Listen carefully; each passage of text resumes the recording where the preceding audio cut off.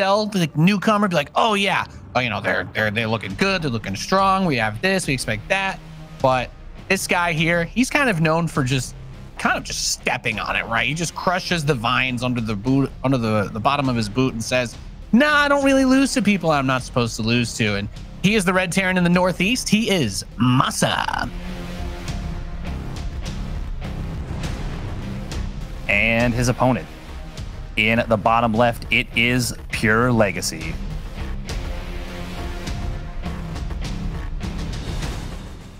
Now, already, I'm a little bit surprised we haven't seen like a proxy Reaper out of either of them. I don't think it was a gigantic expectation, but I could have seen it. You know, build is too cursed.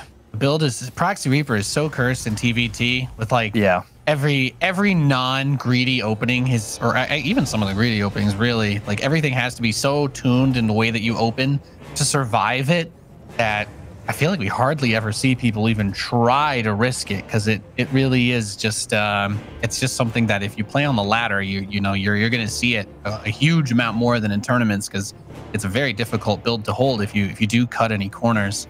But I wouldn't be surprised if we had like maybe a proxy factory or a starport in one or two of these games. PureLegacy going around the outside with his scout, not necessarily taking the super direct path through the middle. Doesn't want to be seen maybe, but he ends up kind of going over there anyway. So I guess he was checking for that potential proxy from MaSa, as MaSa's probably, maybe he is the exception for that. If someone was going to proxy, I actually do feel like it would be MaSa, because that's kind of the weird sort of thing that he does, where if he just feels like he can get away with it or pull it off, he'll do builds that are well beyond their expiration date, shall we say. Yeah, and there is a new build with the proxy Reaper where it's not as I guess macro oriented as the old one was. You get it at like 14 supply for both barracks. It's a little bit more all in, but I have seen it have some success about the against the barracks gas openers we've seen.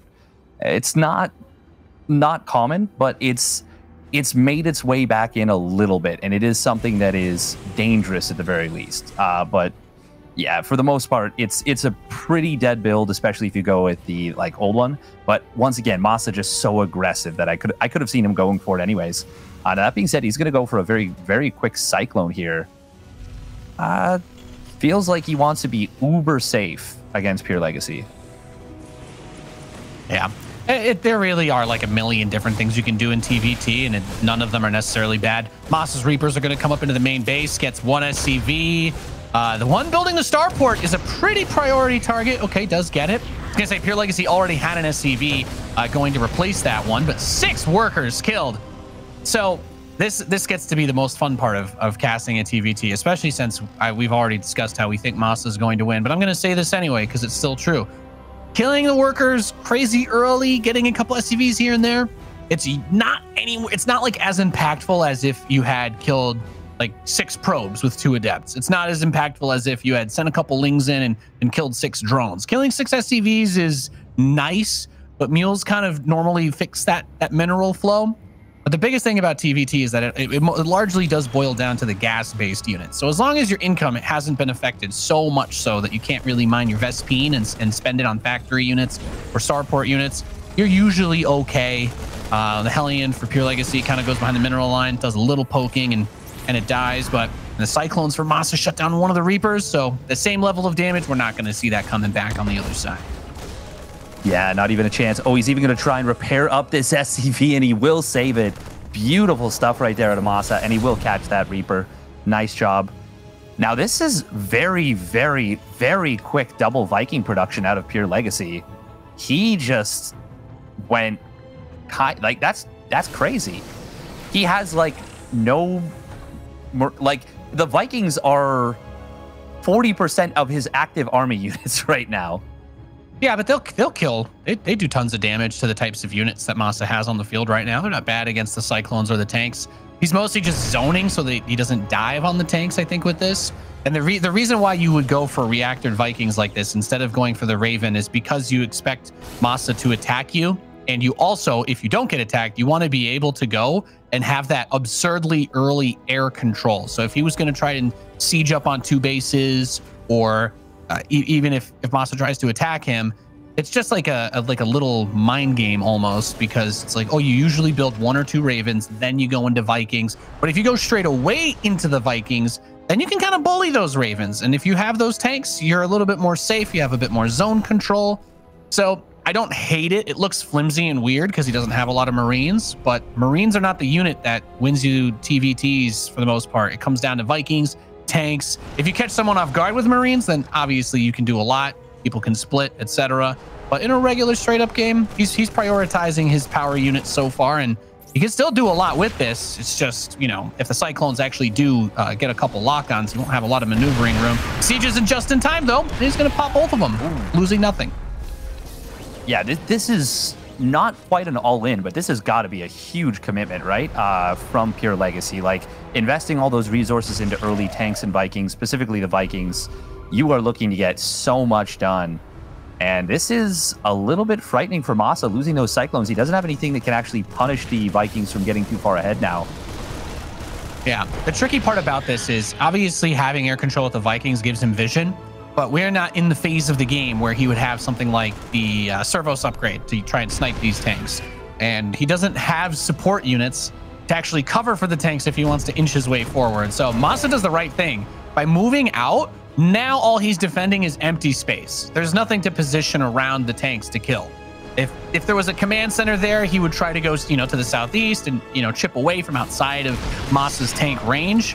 But instead, he's just saying, yeah, we're just going to have a no man's land. This way, your Viking advantage is pointless. You need something like Liberators to force me to really make any other sort of adjustment. This is going to try to make his way up this ramp and actually ends up eating the first couple tank shots. There we see the Raven utility coming in, drops a couple turrets, gets the interference matrix. So PureLegacy lands his Vikings and takes out MaSa's tanks. MaSa drops the auto turrets and takes out PureLegacy's tanks. But the Ravens still provide that nice utility throughout the game if he's able to maintain them. And of course, with Defender's advantage, these Vikings are all going to come out at together, and PureLegacy will lose everything that he had out on the map. What's perhaps even more fascinating is with how everything has gone in this game, he's not only gone for the extra 2 factories, it's going to be a mech game, but he is also already landed the 3rd, turned it into the orbital after he landed it. He just wants that gas. And that's a pretty ballsy thing to do for a mech player that just lost all their tanks and Vikings. Yeah, that's I would use the term certifiably insane. Would be what I'd like. He lost so many more resources than MaSa here. 6 more Vikings, and Vikings are pricey units. They are not cheap. Now he does get the scan, sees the timing on the extra barracks. I mean, that doesn't really tell him much, though, because MaSa's always been a bio player. Liberator is going to get some damage done. I like this. Right. I like this. When he was trying to get that siege set up that we were just talking about a couple minutes ago, the Liberator was supposed to be the thing that, you know, really allowed him to capitalize on the air advantage. But MaSa recognizes it. He's had his Viking count up for a little bit, as we've already discussed. So, got a couple SCVs. I don't hate it. Could have tried to save it for when he moved out, but then there might have been turrets, etc. So we get ourselves into a good old-fashioned mech versus bio game. You can really see with the way that PureLegacy's been moving his units around and with how aggressively he's been moving, you know, despite our conversations about whether or not he's favored in this match, he is not playing like he is an underdog. He is playing very confidently. He is not really second-guessing his decisions. So he's putting himself in actually a pretty decent spot by trying to match economically and not playing super defensively. But MaSa is a terrifying veteran to go against. And here, Steadfast, is where I get a bit nervous. When MaSa tries to bring the aggression, what kind of windows is he going to create for himself here? Well, he has these Ravens here, and he is going to be able to get an anti-armor missile on top of his opponent's Vikings. That's going to should clear out everything. It's going to be a little bit closer to an even trade. Still, MaSa will win out just barely. It ends up being 1 Viking versus 1 Viking left over. That actually went better for PureLegacy than I expected with those Ravens, but I believe he kept both Ravens alive, which might actually be, in aggregate, better for MaSa. Yeah, it's at this point, it's about, I think, the long-term air control. I don't think that either of these players should stop building Vikings. So for MaSa, it's like you set yourself up with the bio stuff that you would want if you needed to build units very quickly, like if you were getting attacked or you had a big fight where you traded out a lot of the supply. A couple Hellions actually going back to harass. I mean, he's attacking from the point outside of the sensor tower, but the rest of the map is wide open for PureLegacy to do some harass. So I like it. I like this. He's taking advantage of this opportunity.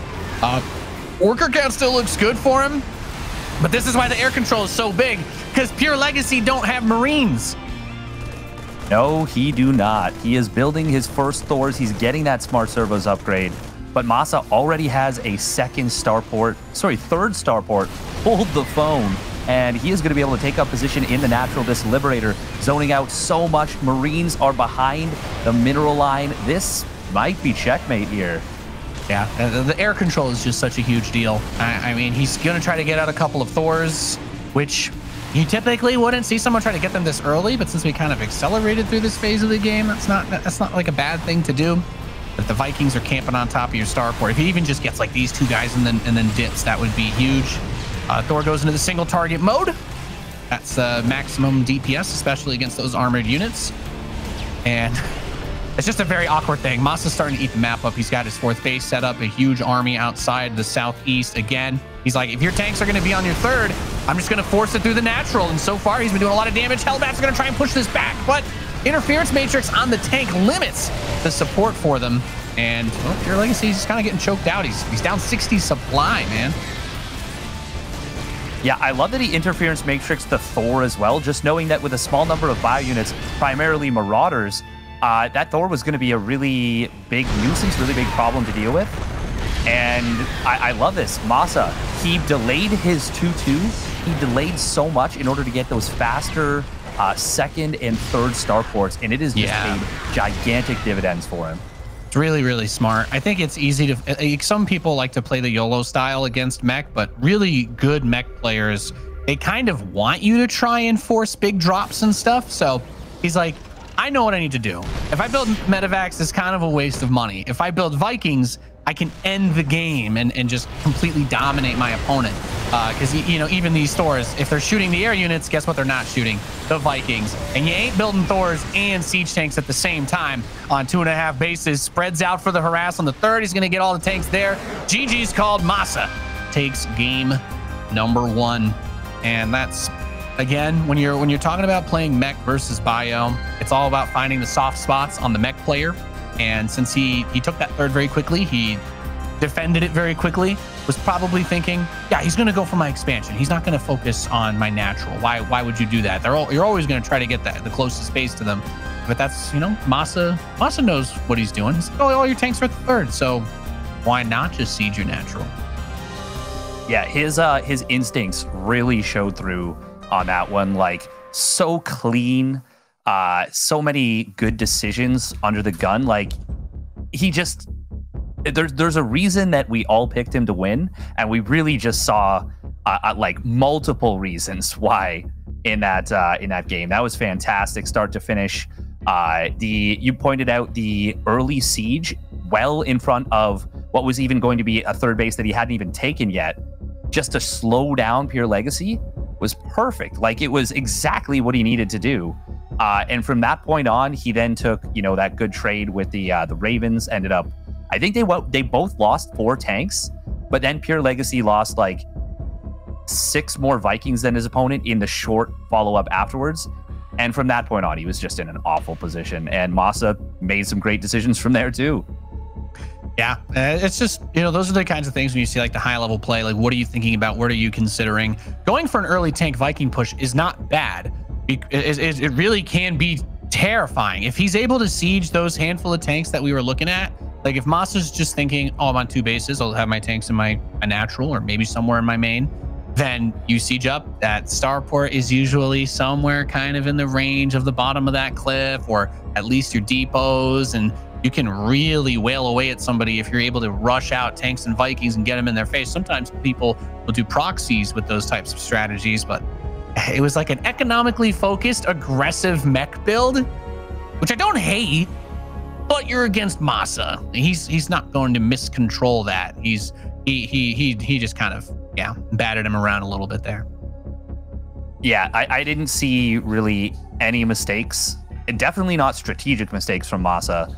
And I didn't think we really saw many, if any, micro mistakes. Like, he was just on point start to finish, and I'm excited about what he can do in this game number 2, as we have spawning down in the bottom left, down 1-0 in the series. It is PureLegacy.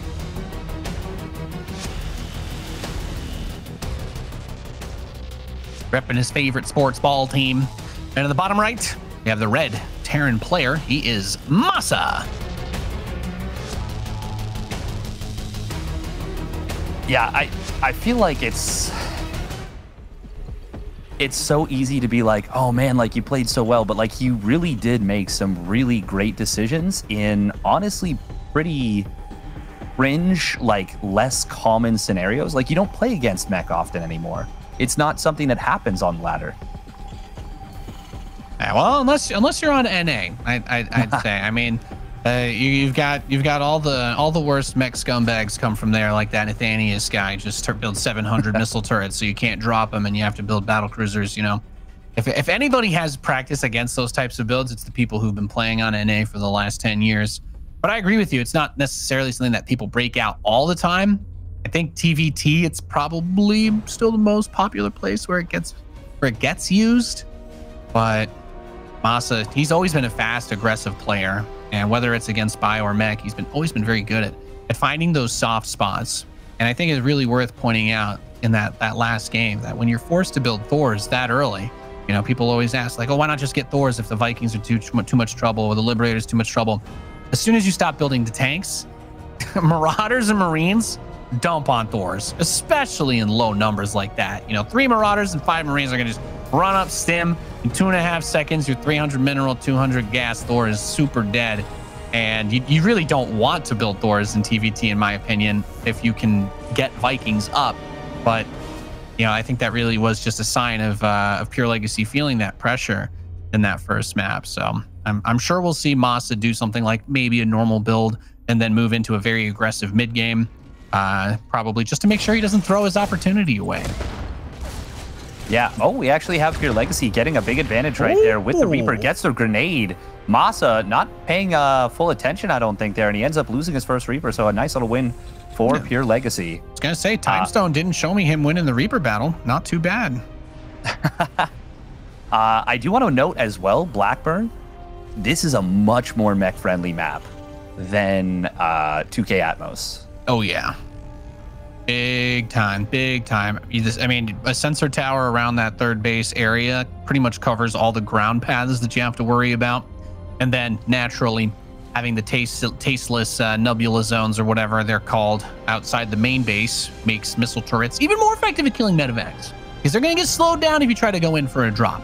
Although, again, I think it might just turn into he's going to try and get himself set up and do, you know, like a Marine, tank, Viking sort of push.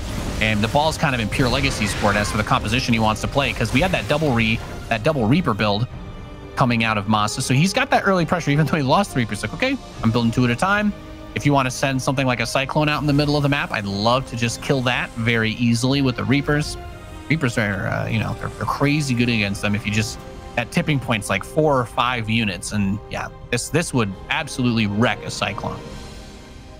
Yeah, and we're seeing something very interesting from PureLegacy. He looks like he might be going for some kind of aggressive drop. He's getting a quick medevac, and if he moves out at the timing as these units are moving in, which it looks like he might do exactly that. Lord. Oh, no.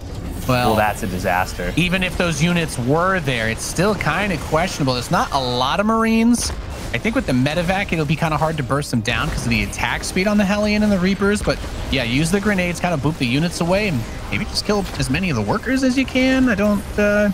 It's very awkward because it also reveals, again, you know, what he's going for. So MaSa will be even more aware of the possibility of that drop because it does immediately get loaded. I feel like you leave the Cyclone behind, take the tank, put the tank on the low ground, maybe kill a depot or chip away at something. But he wants that defensively. And as I wonder if MaSa noticed the quick reactor once again, because if he did, I think he's going to be expecting more of the same out of PureLegacy from that attack. Now, PureLegacy is... Oh, okay. I actually kind of like this. It's not a bad way to do it. The siege tank's a little bit more threatening, but obviously it's easier to disengage if you're not using something that has to plant itself into the ground. But MaSa he's more than ready for it. It's so hard to try and poke those spots if the other player knows, because the slow zones, right? They really make it tough. Oh, the skin. Oh, beautiful move from MaSa, and he gets the full medevac. Even dropping that auto turret, MaSa said, "I'm killing that," and PureLegacy said, "No, you're not." And then MaSa said, "Let's see." And yeah, that's a very expensive loss. You're trying so hard to open up a door to make something happen, to kind of get into a rhythm, and then you just get shut down like that. It makes me think of perhaps this can be a nice DreamHack Masters meme, but that's when you break out not the world's smallest violin, the world's smallest cowbell. Steadfast. Look at what we're seeing out of MaSa. He is a madman. He's adding on a second factory and a second starport. He is not going bio, but I don't think he's going mech either. This is just tank air. This might be just literally tank Viking. Yeah, two best units Terran has in this matchup. So I don't mind that at all. And when you open up with Marines, which pretty much every normal TVT build has you building Marines early on at some point, even if you're gonna go mech, you're never 100% certain when you scan and see those Marines. You're like, is it actually going to be, just like a mech-based thing, or it's MaSa, right? Why would he be going mech against you? But you're 100% right. The reason why he's doing this is to end games. To win TVT, you get air control, and then you just choke the other guy out. That's unless you're one of those psychopaths that likes to do 5 medevac doom drops through the turrets, and the other guy just doesn't know how to build sensor towers, then you're more than free to do that. But the air control is always going to be the #1 priority of TVT if you're respecting your opponent at all. So I don't mind it. He immediately gets double the Viking production of his opponent, and it's important to keep that in mind because he opened Raven, so it's not like he was building Vikings as early as his opponent was either. Double scan coming out of PureLegacy right there. And I don't think he saw the Viking count. I don't think he has any idea about this. This looks like just a weird soft contain. Okay, that's a really good scan right there. That sees everything. And he will drop turrets at the front. Is that enough time? He's starting up 2 more starports. So we have PureLegacy with just 1 factory, and he might feel a little bit upset that he invested so much into those tanks. But there's the Dorito cannon coming in, an anti-armor missile. Auto turret's going to soak a shot too, get a little bit of extra pepper on that, and the Vikings can spread their shots out. It was a very even number. It's important to keep in mind, even though there's no upgrades, Vikings by default have 0 armor. So with that anti-armor missile, it effectively puts them at -3 armor, which, yes, is a real thing. So when they take those double shots from the other Vikings in the air, it's doing an extra 6 total damage, which naturally adds up when you've got a lot of Vikings fighting, and that can be really devastating. And if he just camps the starport here, it's like, what are you going to do? What you going to do, bro? Well, you're going to lose a Viking for free is what's going to happen. Oh, I don't know if I like this move. Landing the Vikings. Okay, bit risky. He was hoping the tank wouldn't be right there, because he could have killed the... I mean, with Vikings on the ground, Terran buildings also count as mechanical. So these 6 Vikings would only need like half a second to kill the reactor. Oh, and there's a Liberator. Air control, gamers. It's a big deal. I love where he sets it up too. He shuts down the gas mining as well as dealing with that tank. That is so smart from MaSa. And it even hits the mineral line a little. Oh my God. And look at where he puts these tanks. This is brilliant chess movement from MaSa right here. I can already feel the inaccurate comment of why is he not sieging the mineral line? It's like, he needs gas. It's all he needs. Nothing that he can build with just minerals will save him. And I guess nothing will save him. GG.